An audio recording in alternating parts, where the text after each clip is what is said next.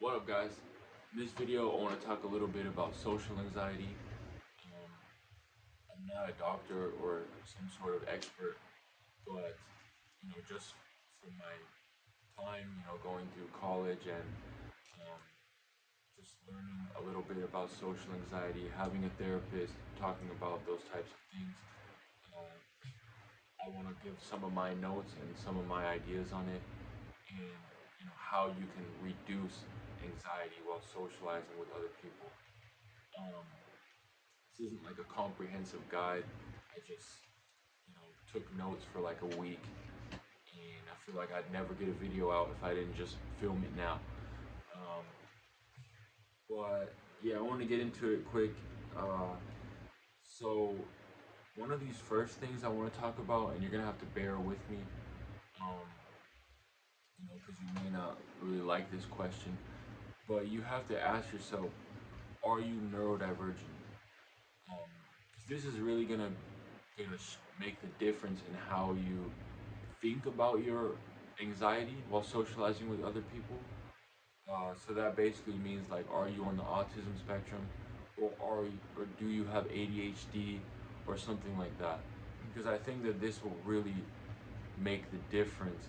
Because I don't even think, from a clinical point of view, like the type of anxiety that people on the autism spectrum face, I don't even think that that is even classified as social anxiety. But just for the simplicity of this video, we're gonna refer to the anxieties as the same. Um, but if you're on the spectrum, for example, you might be anxious during social situations just simply due to being overwhelmed by noise, by people moving around, uh, you know, by the amount of information that's going on in your head at once, people asking you questions, uh, and that's not necessarily like that is related to social anxiety, but I feel like that's a whole different thing than if you feel like you're incompetent and that's why you're anxious. Overwhelmed due to being on the autism spectrum or ADHD, or you know trouble organizing your thoughts due to autism while socializing with other people, that might make you anxious, but that's a specific type of anxiety. And if you are on the spectrum or have ADHD, you're going to have to be aware and mindful of that, that might not ever go away, to an extent. At least that's my perspective. I'm actually a little bit on the spectrum, probably have ADHD, and that's what I experienced for a while, or still do. And my therapist told me, he's like, no, you don't have. He was trying to tell me like that type of anxiety is different than like typical social anxiety. So you do have to understand that, like, because a lot of people on the spectrum or have ADHD can have like a natural tendency just to feel guilt or shame, or for some reason feel like they're different than other people. In a lot of ways, we are, from having past experiences of saying things and not fitting in, or kind of being impulsive, or speaking more sporadically, like bringing up one topic and then switching to another topic really quick. Um, can lead to people not understanding us and then leading to anxiety. So I want to make sure that you know you do ask yourself, are you on the spectrum? Start reading articles, following Instagram pages, watching YouTube videos of people that are, or try to figure that out. Or if you have ADHD or some other type of neurodivergency. Um, but with that being said, I do think that a lot of the ways you're going to deal with anxiety in social situations is the same. So I'm going to get into three major ones, things that you can do and focus on, and then some more detail. So the first one that I believe can cause a lot of anxiety is confusion on what to say when you're in a social situation. Um, if you don't know what to say, you're gonna feel insecure. And part of this is just experience, just aging. You know, you learn over time by making mistakes and then coming back and fixing it, going home, reflecting and fixing, you know, what you would say next time that would be different. Um, you can do this through copying other people that you admire. You know, listen to them and look at what they say and copy it. And just generally script, like write out scripts before you go into social situations. Like, especially if you know somebody's gonna say something particular, you want to have an answer ready. Uh, you know, like if someone asks you what you do for work, like sometimes you want to have a script on what to say. Um, it's not just as simple as saying what you do for work. You know, sometimes people want a story or they want details and or they want you, you know, maybe you want to say what you do for work in a way that makes you feel good because sometimes our pay is a little bit lower at the job we're at and we want to hype up our job like it's important, to make ourselves feel good. So sometimes you got to learn how to script and word things in a way that helps you feel good about yourself. It's not only that, but having answers to people's questions and situations that are gonna make the conversation flow and and just generally operate well. So that's the first thing, is knowing what to say. And my therapist helps me, you know, script. Uh, like I'll write down, I'll literally take notes in my phone, like of what to say in different situations. And like I said, a lot of it is just aging. You know, you gotta, as you get older, you get more in your repertoire, more things to say in different situations. But all this stuff can be learned. Just YouTube it. If you want to get a raise at work, YouTube how to ask for a raise, and now they're gonna tell you, and now you're gonna have a script for that. Write it down on your phone, memorize it, try to learn the general principles and apply it to different situations. So that's a big part is what to say. And if you can do that, know what to say, you can reduce anxiety a lot. The second part I was gonna say is identity confusion. This is where you're confused about who you are. You think that you're a bad person. You think that nobody likes you. You think that you're not funny. You think that you're not smart. You think that you have no skills. That you have nothing to offer to the situation. You think that you're radically different than everybody, or that you're the only one struggling with your issues. This is, yeah, identity confusion. So you're going to want to work on that. You're going to want to get a therapist that can help you through those things. Where did that start? Um, you know, find somebody who can give you some compliments. If you have some family members, ask them some good things about you, and just generally write down a list of like, what are the positive traits about you, and you know, what are you good at? Because I'm sure you have skills. I'm sure you have something to offer, but you're just thinking everybody else is better than you. So yeah, that's the second thing, is identity confusion. You need to work on knowing your positivity, having positive thoughts about yourself.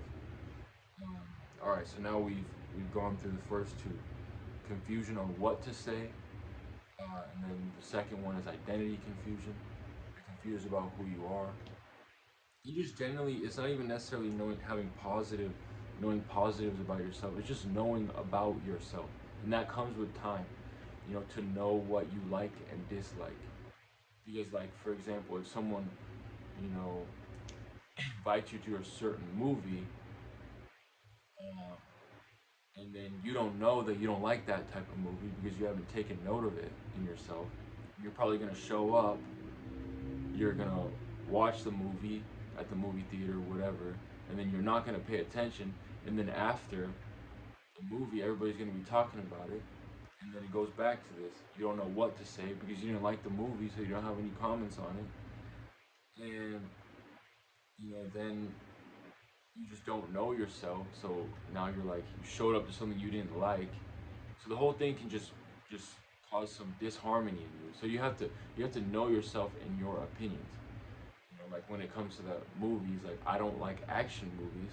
So if someone invites me to go to the movie theater to watch an action movie, I just don't go because generally speaking, because you know, part of that identity confusion is knowing yourself so you don't go down paths that cause you to, do things that is not aligned with your interests or your values. All right, so identity confusion is the second one. Okay, the third one, I'm gonna say this is the third one is built up tension. So for me, I believe a lot of anxiety comes from tension that is just built up in our body. That's what I've kind of found over my time dealing with my anxieties. So this basically means that you gotta do things, you gotta face more fears because so then it's gonna give that tension a reason to leave. So this could be anything. It doesn't even mean facing social anxiety fears. It could just be if you go to a theme park, ride the scariest ride. If you, to get that tension out of your body, let that adrenaline flow and take action, you know, head on, so that you can practice being in fight mode rather than flight or flight, yeah, flight, fight mode rather than flight mode or freeze mode, which is running away from the fear or freezing up. You want to learn how to attack your fears head on to get rid of that body tension. So yeah, that's why I try to face fears wherever I go. Um, I'll eat the spiciest food at a restaurant. I'll ride the scariest ride at a theme park. I'll basically try to volunteer if there's like I'm at a public there's a public speaker and he asks for volunteers to come to the stage, I will come. Face your fears more often. This could even mean showing up to meetups, uh, talking to someone in the line at the coffee shop. I think all that stuff is quite important to get rid of that body tension and let have your adrenaline flow, and then let it actually go somewhere so it's not just circulating in your body and you have no way to get it out. Yeah, I think also playing sports and things like that can get it out too. But so yeah, those are those three big ones. Um, Confusion on what to say, identity confusion, and then getting rid of body tension. I'm gonna pause real quick and then we're gonna reorganize and make some more points.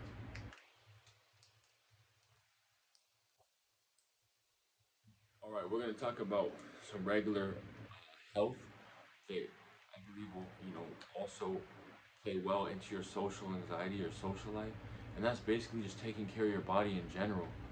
Eat better, go to sleep earlier, um, just do more for your health. Take more walks in nature, exercise, uh, just have a good diet, and like focus on what type of foods make you feel a certain way. If you eat certain food and it makes you feel bad, then maybe think about not eating that again. Like I don't like having high fructose corn syrup. I don't like eating soy either. Sometimes I don't feel good after that. Um, some people have an issue with gluten. It can cause their anxieties to go up. So, just take little notes. If you eat something you don't feel good, go back and read the ingredient list on the food and then be like, maybe there's some common denominator here that keeps making me feel bad. You can try to eliminate that and test it out. Test out different diets. There's all sorts of different ones online. Um, so we're gonna get into another thing. Another thing can be for helping your social anxiety is an environmental change. It's possible that you're just in the wrong environments with the wrong people. People that you don't relate to. Like you might feel anxious if you're in places that you just don't relate. Like maybe you're more of an informational type of person. You want to talk about politics or engineering or architecture or psychology, You need that tribe of people, you know. Like maybe that's why you feel anxious because you keep going around the wrong tribe, or you need someone who's more religious. Like for me, I feel because I, you know, generally like live as a Christian, I feel most comfortable if my friends are Christian or even Muslim or people who are more religious because we can live more on the same values. I don't have to feel peer pressure because I don't like getting drunk and I don't smoke weed and stuff like that. So I feel more comfortable with my type of tribe. So over time, as you get older, you got to kind of figure out what your tribe is, so you don't feel this peer pressure or feel like you got to act a certain way. I do recommend learning how to socialize with everybody, but generally you want to stick with your tribe. Another thing is like,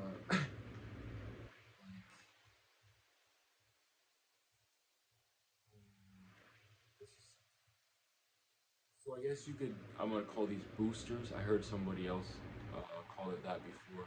This is basically where you just do things to work on yourself, so you feel better about yourself. Just work on appearance, hitting the gym, dressing better, having something going for yourself. You can increase your income and starting a business. Just doing things where you feel good about yourself, so you can feel more competent when you go into interactions.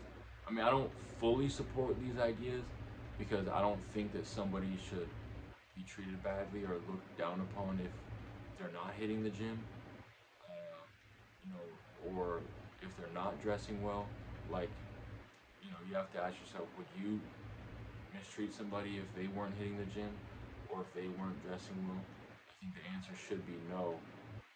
So it's kind of a double standard to want to work on yourself so that you can feel better in front of other people. But it does help, I think, temporarily at least, to go in, being like, oh, I got a new T-shirt on today. You feel good about yourself, or something good happened in your life. So you feel better about yourself when you go into the social interaction. I think these are good. Don't rely on it too much, but it can help. Um, let me say, oh, mindfulness is really important. Like, you gotta deep breathe and be aware of your situation. Like, for me, when I get anxious, sometimes I get like tunnel vision. Then I can't see the people next to me, really, so I don't know their facial expressions, and that can be kind of anxiety producing because then I don't know how to react to the group because I don't see what their facial expressions are because I can only see one person at a time. So my vision is just like so tunnel vision. So yeah, if you deep breathe and kind of sit back in your chair, maybe you can see everybody and you can read the room better. And that's also one tip I saw from Jordan Peterson is that you gotta give eye contact so then you know what's going on. If you're afraid and you won't look at anybody, you gotta actually look at people so then you know how to react. Um, then oh, a big like tip is psychologically is like realize you're not the center of the universe. Like, I mean, I know sometimes we feel like we are, but nobody's, if we're walking in the mall or something like that, it's very unlikely people are paying a significant amount more attention to us than they are somebody else. Unless you're wearing like some clown outfit or something like that, then it's pretty unlikely, people are paying more attention to you than they are other people. And this is the same, I think, in uh, a group of people. Um, yeah, I think just a few other things, get in touch with your emotions. Just like know what you're feeling and be able to deal with it. Like I even bought this book on something called alexithymia. If you've heard of that, it's like you can have difficulty identifying and soothing your emotions. Um, so it can sometimes lead to really high anxiety because you don't really see it coming, the anxiety coming. So if you want to know about that book, I can drop a link to it. or just like tell you the title. Um, but yeah, and then also I would say just getting actual successes. Like the more you get out, the more you can, see that people react well to you, or even if they don't, go home and reflect and see why. You're not always things aren't always gonna work well in the way you want it to in a social interaction. Um, but I say, yeah, don't try too hard. Don't be too try to be too funny. You're not necessarily gonna be considered a leader in a group. Like sometimes it's annoying, but sometimes groups just get organized where some people end up being kind of leaders where everybody listens to them, and even though you're just as smart, they're not going to listen to you nearly as much, or you're not going to command the same sort of attention that other people do. But, yeah, but I think generally when people like show up to a house party or a group, everybody can feel anxious or they feel like they don't necessarily fit in, and most people are not the superstar of the day, the meeting, or whatever. I don't even know why you'd want to be that popular. Anyway, but yeah, I think those are my couple tips. So ask the main 4 points are you need to figure out if you're neurodivergent or not, because that type of anxiety that you face from that is not necessarily related to socializing. It can just be overwhelmed, or you just communicate more informationally than emotionally. So it's just a difference in regular social anxiety where you feel incompetent or feel insecure. And the next thing is, you know, confusion on what to say. You need to focus on learning how what to say. You need to work on your identity confusion, and then you need to get rid of the built-up tension in your body. So yeah, those are my four main tips, and everything else is just you know, some other little tips. But I really hope this video helps, and I think you can do it over time. Uh, One thing I did way back is I did get a little prescription. I don't know if I'm allowed to even use drug names on here, but I did get like a little prescription. It wasn't like SSRIs. I don't know much about SSRIs. I never took it. I mean, I would recommend if you don't have to do it, don't. I mean, that's my philosophy. If you don't have to take medication, then don't. You could try some supplements first. But I did get a small like prescription of non-SSRIs. It's like something you take, and it's a drug that you take, and it's a benzodiazepine. I think that's what it is. Um, it lasts for a few hours, and I would only take this anxiety medication. I had a goal, and thank God I made that goal. Where I have a goal where I'd only take it no more than twice a week. And by the grace of God, I was able to stick with that because I did not want to get addicted or have to raise my tolerance. And sometimes I would even break the pill in half if it was a lower stress environment. And I would never use that when I was like at home or something like that. I'd only use it if I went into some situation, like there was a social situation, like a work interview, job interview, or a date or something like that.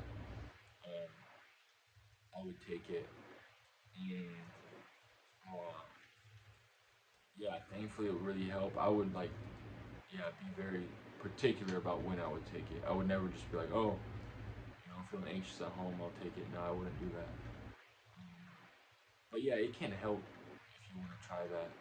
Just you gotta be very disciplined with it because some of those drugs can be addictive, and you don't want to raise your tolerance on it.